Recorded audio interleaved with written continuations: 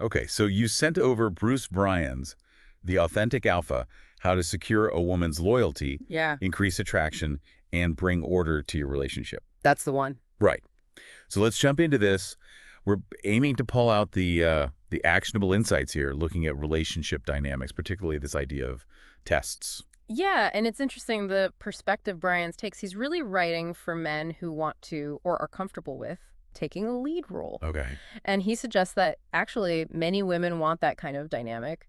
He's careful to distinguish, though. He says it's not about inequality, Uh-huh. but more about, different roles maybe being more fulfilling. He separates gender equality from gender uniformity in relationships. Gotcha. So equality is a right, but uniformity isn't necessarily the goal in how a couple functions. Exactly. So what's the absolute core concept we're diving into here from the book? Well, the big idea is that women test men, often Yeah. subconsciously. It's not necessarily malicious or game playing, he argues. Right. It's more like subtle behaviors, maybe cues, that help her figure out his underlying strength, his leadership potential, his actual commitment level. Okay, so less drama, more assessment. Is that fair? Yeah, I think that's a good way to put it. Assessment.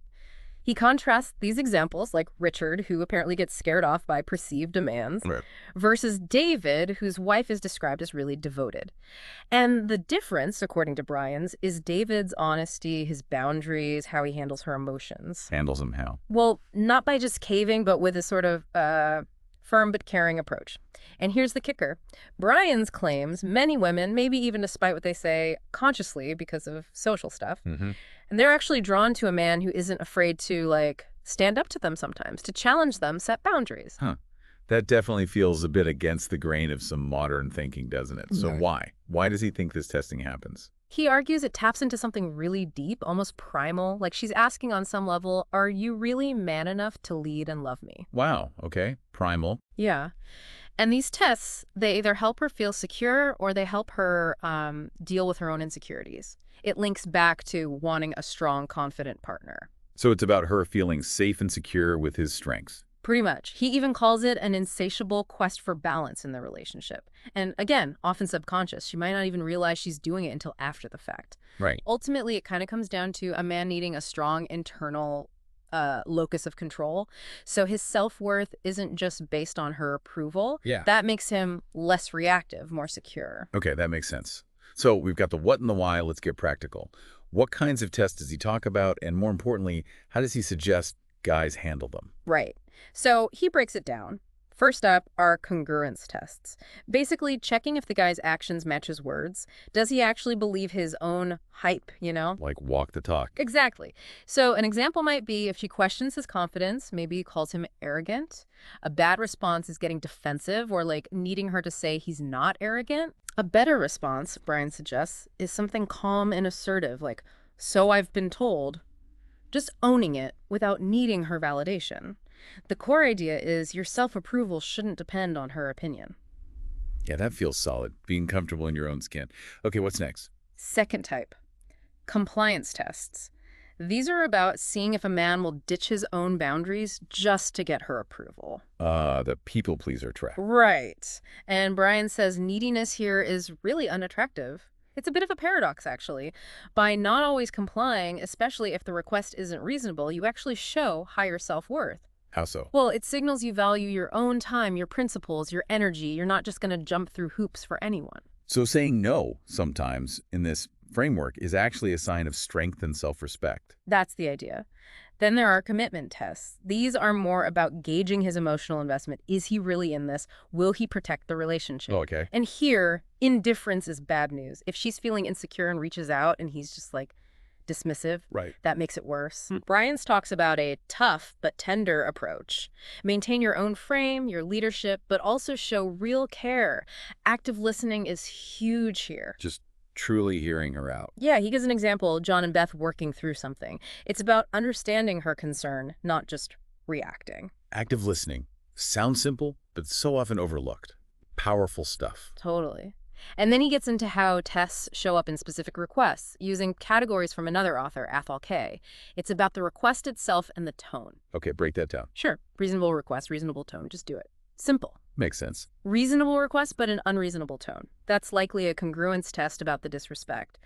Brian says, address the tone first, firmly, then maybe the request. Okay. Don't accept the bad tone just because the request is okay. Exactly. Okay. Then unreasonable request, but a reasonable tone. That's probably a compliance test. The advice is, don't comply. Discuss it. Maybe refuse gently or humorously. Got it. Don't be a doormat. And finally, unreasonable request and an unreasonable tone. That's just verbal abuse. Don't comply. Don't even engage until the tone changes. Right. Draw a hard line there. Yeah. Though he does add a caveat. Sometimes there are mission-critical things, emergencies you just have to deal with, test or no test. Of course, common sense applies. Yeah. It's a useful way to categorize things, though. Addresses the nuance. Does he give more specific examples of testy behaviors? Oh, yeah. Quite a few. Playful teasing, he notes, is often just normal interaction, not really a test. Okay. But things like storming off and expecting you to chase her, Mm. or canceling plans last minute without a good reason or apology, or the classic, you should know what's wrong. Ugh, yeah. The mind-reading test. Right. Or maybe she showed interest, then just doesn't return calls. These are potential tests of your resolve, your interest. It's like she's asking, how much do you really want this?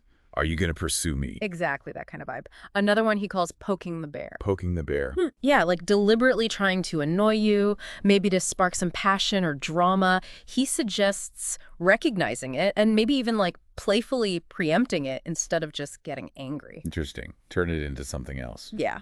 And a big one is ignoring the bait. Those little snarky comments, maybe passive-aggressive digs meant to get an emotional reaction. Don't rise to it. Precisely. Brian's really stresses, don't take it personally. He says it's not about you. It's often her insecurity. That perspective shift, seeing it as maybe her stuff, not an attack on you that could really change how you react, couldn't it? Huge difference. Yeah. And then there's a tactic for what he calls disarming bombs. These are loaded congruence tests. How do you disarm a bomb? Sounds dangerous. Well, the idea is to agree and exaggerate playfully. Like if she says, you really think you're hot stuff, don't you? Yeah. Instead of getting defensive, maybe say something like, of course. Haven't you seen the effect I have on small animals and migratory birds? Use humor and confidence. Diffuse it with over-the-top agreement. I like that. And for just plain hostile tones, he offers the 3-word neutralizer. Which is, After she's done with her tirade, just calmly ask, are you done? ooh, Yeah. simple, but could be effective. Just stops it in its tracks. Yeah, the theme is definitely about keeping your cool, not getting sucked into her emotional flame if it's negative. Okay. Now, honesty and boundaries keep coming up. How fundamental are they in this model? Absolutely fundamental. Brian's is really clear, lying to avoid, like, punishment or a bad reaction. He says that's unmanly, it erodes trust, destroys the balance. So just be straight, even if it's uncomfortable. Yes. Be assertive, confident, stay calm under pressure. And here's a key bit. She doesn't have to like or agree with your decisions all the time, but she needs to respect your conviction, the integrity behind them. Again, that internal locus of control. It's not about always being right, but about being principled and clear. That's it. He talks about sticking to your guns on things you truly believe in. Yeah. He uses an example of a guy refusing cable TV for financial reasons, even if she wants it. But he adds a warning. Don't be so stubborn you don't listen to reason either. It's a balance.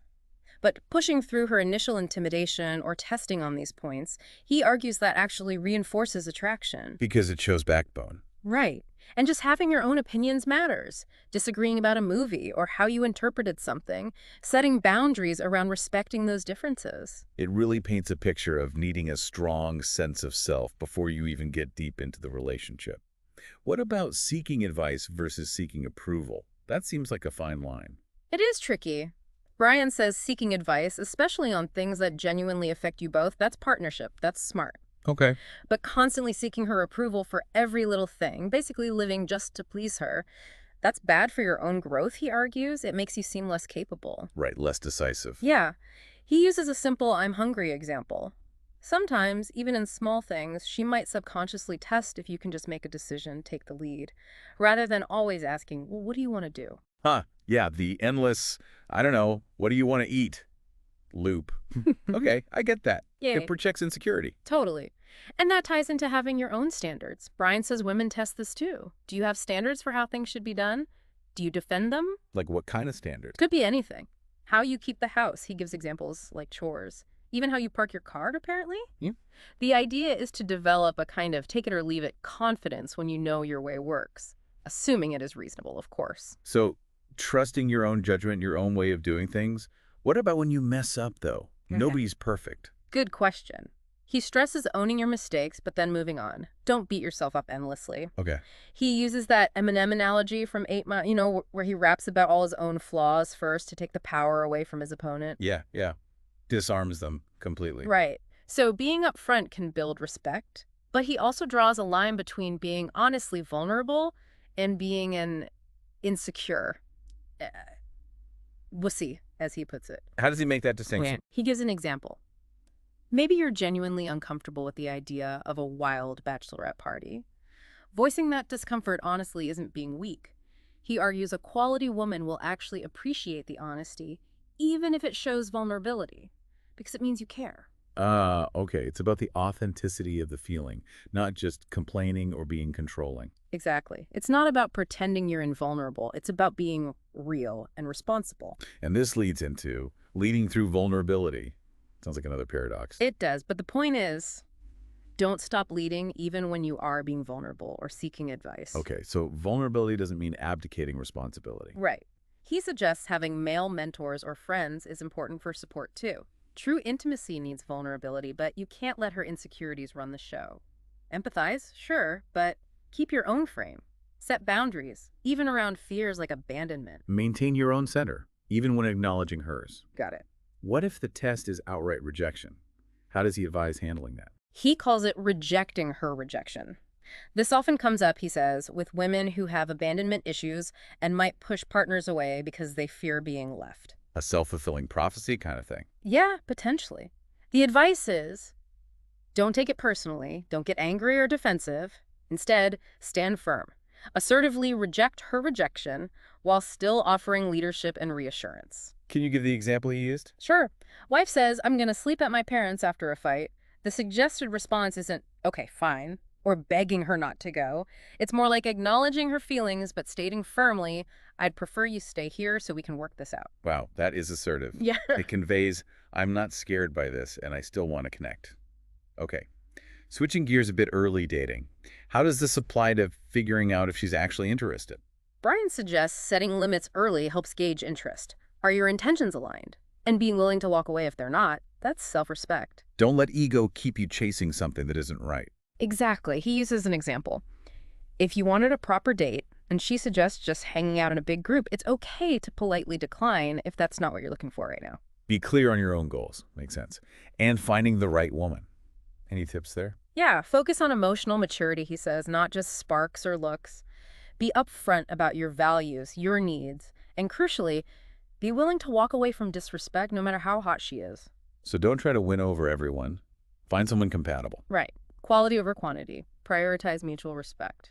Okay, now, that bit about leaving her in better shape when things end, that sounds unusual. It is a bit different. The idea is if you're ending things and you've seen specific negative patterns, maybe gently mentioning them could actually help her in the future. Not score settling, more like constructive feedback. What was the example? He mentioned addressing maybe habitual bad-mouthing of her friends or family if that was a real issue, offering it as something she might want to be aware of. A very mature, almost mentoring take on a breakup. Yeah. Okay, so wrapping it all up, the final section is building a better man. What's the core message there? It's really about mindset. True assertiveness, the kind he advocates, isn't just about learning lines or techniques. It comes from having a strong inner core, clear principles, Okay. handle things with tact, firmness, but also genuine concern. And learn to be okay if she doesn't like your principled stance that indifference to negative opinion when you know you're doing the right thing is powerful. And get rid of those caring too much behaviors. Yeah, like over-editing what you say, always making suggestions tentatively, censoring yourself because you're scared of her reaction. Develop a strong frame, he calls it, your own mental integrity. Let principles guide you, not external pressure. Think Emerson's self-reliance. So it all comes back to inner work, becoming that man of principle. Exactly. Increase your own self-worth through growth. He argues a wise woman will think twice about disrespecting a man who clearly has high value and operates from that strong core. Wow, okay.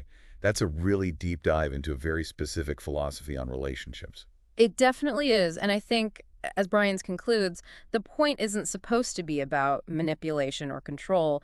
It's framed as a way to get to more authentic connections Mhm. based on respect and maybe clearer roles as he sees them. So navigating these tests, as he defines them, with strength and integrity. Mm, The idea is that leads to more secure, fulfilling relationships for both people involved. that's the promise, yeah.